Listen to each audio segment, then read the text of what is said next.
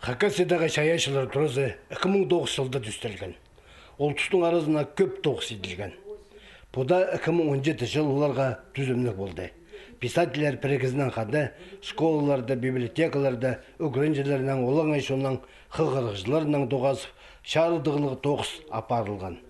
Саблық писателердің танығылықшыларын танықтанар, пасшатқан шитерінің көп тоғынғанар. 2017 жылда көрілген бөгенер бірай тұлдырылып барғанар. Пүл еділген көпнемі біздің на проекттар қосылып барған. Бұди прай саныз ұлық мероприятиялар 35 мероприятий болған.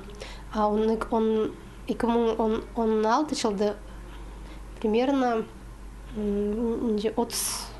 мероприятий. Бұғықшылығда Хакасиядағы писателер бірігізі 2017 жылының сан березін етті. Пасшатқын шаяш олыс бұл жылда шибір газыра кенді зағарған.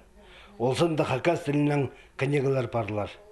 Гранттар ұттып, писательлердің тоғыстары шарық көрділер.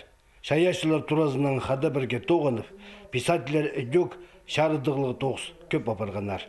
Біздің көп мероприятий ертірілген. Олардың қысқа жеш жоқса күзінің өзіп шүлдер жүргіп санды кемдерінің қығыржыларын тоғас қыпсы, ағастар отықталапсы.